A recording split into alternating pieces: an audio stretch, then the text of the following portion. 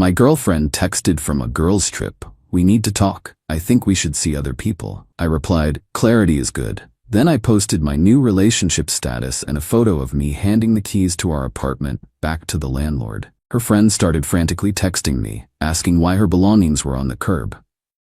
Hi viewers, thanks for stopping by. If you've been watching the channel for a while and still haven't subscribed, now's a great time.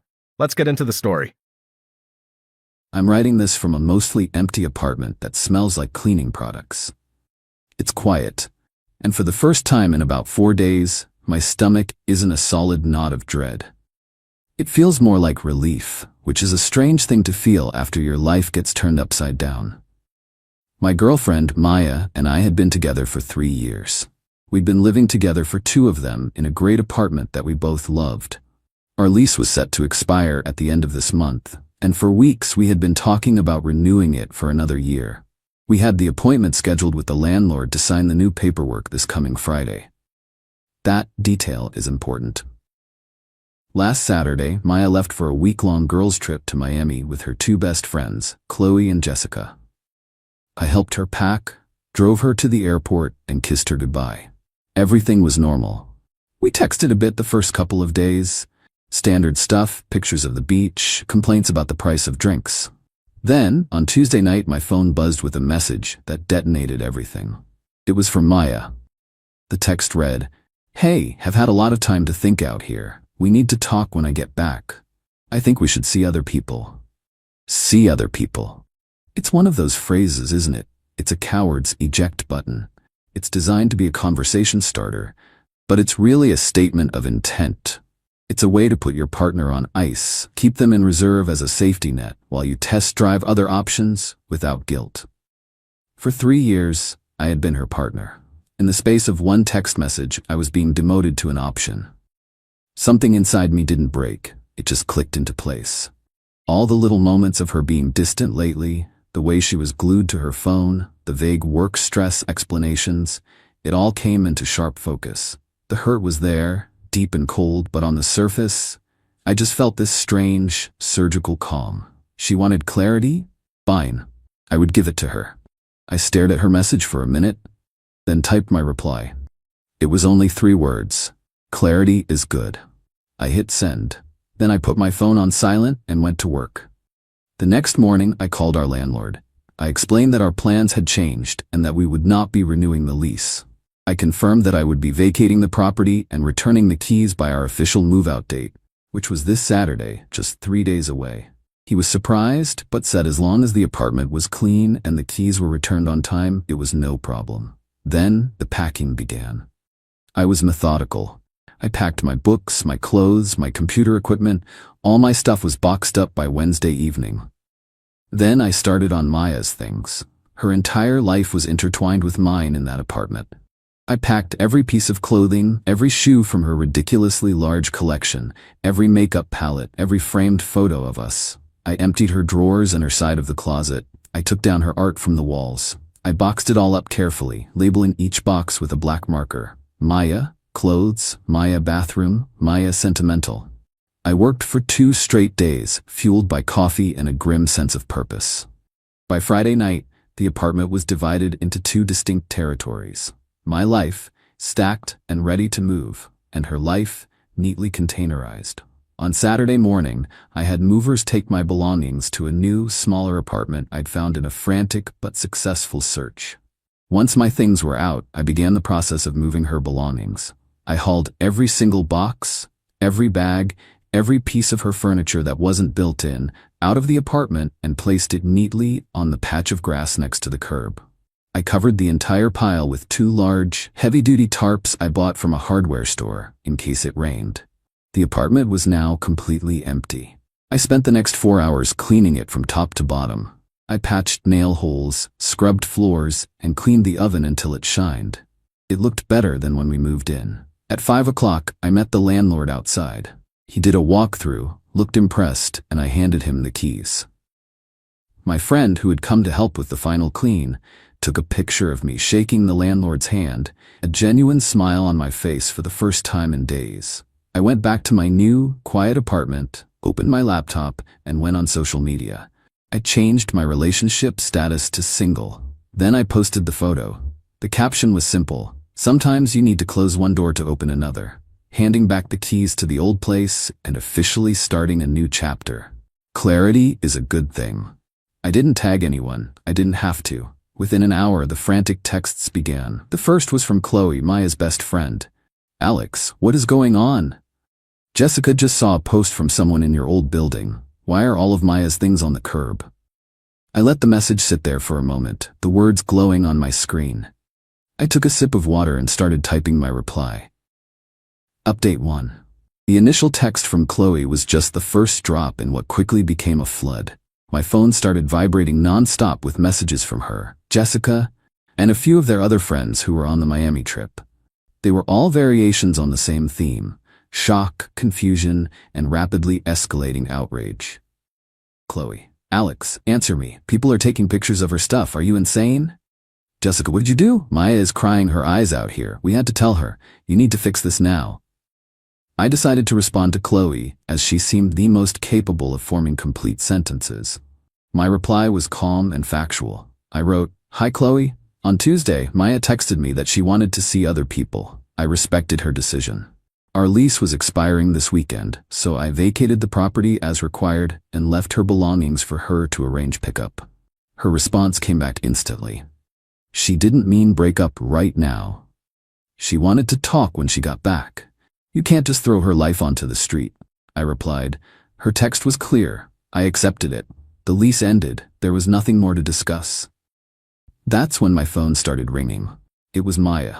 I let it go to voicemail. A message popped up immediately, a frantic, tearful rant. She was sobbing, barely coherent, yelling about how I had misunderstood, how I was cruel, how I had betrayed her. Then another call, and another. I blocked her number. Of course, she immediately started calling from Chloe's phone. I answered, putting it on speaker. Alex, how could you? She screamed, her voice hoarse. My things, my furniture, it's all on the sidewalk. I kept my voice even. Hello, Maya. Yes, the lease was up today. You ended our relationship, so I moved out. I didn't end it. I said we should talk, she shrieked. I was supposed to come home. Where am I supposed to go? What am I supposed to do? The entitlement was breathtaking. She genuinely expected me to just sit in our shared apartment for a week, waiting patiently for her to come home from her trip and decide my fate. She thought she could put me on hold. That sounds like a problem you should have considered before you sent that text, Maya, I said. You wanted to see other people. I assume you have a plan for that.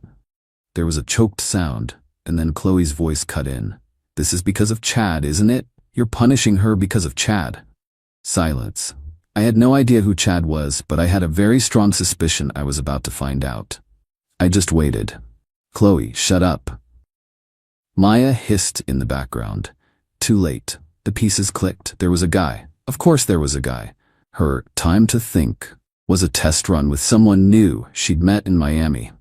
She sent me that text to clear her conscience, to give herself permission to cheat without technically cheating. If things with Chad worked out, she could point to the text and say she ended it. If they didn't, she could come home and say it was all a big misunderstanding and I was her one true love. She wanted to have her cake and eat it too, and I had just thrown the cake, the plate, and the entire table into a wood chipper. I don't know who Chad is, I said into the phone, my voice like ice, but it sounds like you do. Maybe Chad has a place for you and your things to stay. I hung up and blocked Chloe's number too. The story was now clear. She hadn't gone on a girls' trip, she'd gone on an audition. Later that evening, I got an email from the landlord. He wrote, Alex, just a heads up, I received a very distraught call from Maya. I informed her that you vacated the property legally at the end of your lease term and that she has no further tenancy rights. She was very upset, just wanted to keep you in the loop. Hope you're doing okay. My actions were logical, legal, and final. She had made her choice, and I had simply facilitated the consequences with maximum efficiency. She wanted to see other people? Fine. She was now free to do so, completely unburdened by a relationship or an apartment. Update 2. The week after Maya's disastrous return from Miami was a masterclass in escalating blame and attempted manipulation. It seemed her vacation romance with Chad, evaporated the moment he realized she came with a mountain of curbside baggage and a raging drama vortex. He was a fun time, not a moving service. Suddenly she was back in town, with no boyfriend, no apartment, and a pile of belongings slowly being picked over by curious neighbors. Her friends, I assume, helped her move everything into an emergency storage unit, a task I'm sure they enjoyed immensely. After a few days of silence which I savored, the next wave of attack began, this time from her family. Her mother called me. I made the mistake of answering. She started with a sweet, disappointed tone. "Alex, honey, I am so surprised at you. Maya is just devastated. There must be some misunderstanding." I gave her the short, factual version. "Hello, Mrs. Gable. Maya texted me that she wanted to end our relationship and see other people. Our lease was up. I moved out." Her tone hardened instantly. "That is no excuse to throw her out like garbage. You were supposed to sign a new lease together. You did this deliberately to hurt her." "She ended the relationship," I repeated calmly. "My name was on the lease. I was not going to be legally and financially responsible for an apartment for a woman who was actively seeing other people. Her things were left for her to collect before the lease expired." "She needs money, Alex," her mom said, shifting tactics. "She had to pay for movers in a storage unit. Her things were out in the open air. Some of her designer bags could be ruined. You owe her for that." "I am not financially responsible for her choices," I said, my patience wearing thin. "Goodbye." I hung up before she could respond. Next came the social media campaign. Maya posted a long, rambling story. It was a masterpiece of victimhood narrative, full of vague allusions to trust being broken and being abandoned at my most vulnerable. She posted a teary-eyed selfie with a caption about having to pick up the pieces of my life, literally, with a photo of her boxes in the storage unit. She didn't name me, but she didn't have to. The comment section filled with her followers offering sympathy and condemning the anonymous monster who did this to her. A few mutual friends messaged me, asking for my side. I didn't engage in a public battle. I just sent them a screenshot of her original text message to me. For most people with common sense, that was enough. The narrative of me being a heartless monster started to crumble when people realized I was simply reacting to her own words. The best part, however, was the text I received from Jessica, the other friend on the trip. It seemed she had a conscience. She wrote, "Alex, I'm sorry about all this. What you did was harsh, but I get it. Maya was with that guy Chad all week. She told us she was going to soft launch the breakup with you so she could see how things with him went. Chloe encouraged it. I told her it was a bad idea. I just wanted you to know it wasn't all in your head." I thanked her for her honesty. It was all the validation I needed. Final update. It has been about 2 months now, and the dust has fully settled. The smear campaign against me fizzled out when the full story started to leak, mostly thanks to Jessica and a few other people who saw the situation for what it was. It turns out that a story built on entitlement doesn't hold up well against one built on simple, verifiable facts. Maya's life, from what I've heard through the grapevine, is a mess. She is currently living on her friend Chloe's couch. The friendship is apparently under serious strain, as Maya is not an easy houseguest and contributes nothing to bills, all while complaining constantly about how unfair her life is.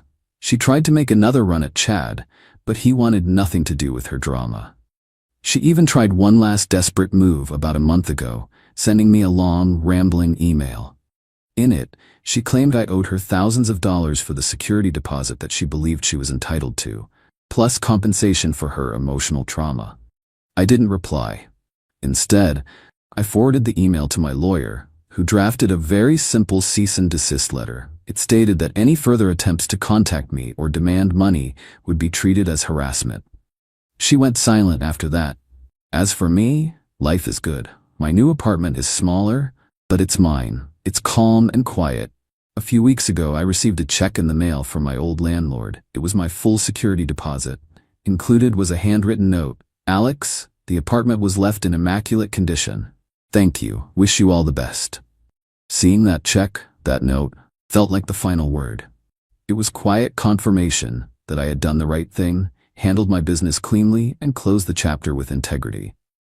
The ultimate irony is that Maya got exactly what she asked for in her text. She wanted to see other people. I just gave her that freedom immediately, without the safety net she assumed she would have. My revenge wasn't about being cruel, it was about refusing to participate in her game. I refused to be the backup plan. I took her at her word and acted on the logical consequences. She thought she could press pause on me while she auditioned a replacement. She learned the hard way that other people have an off switch too. She wanted clarity, and in the end, she got more of it than she ever bargained for.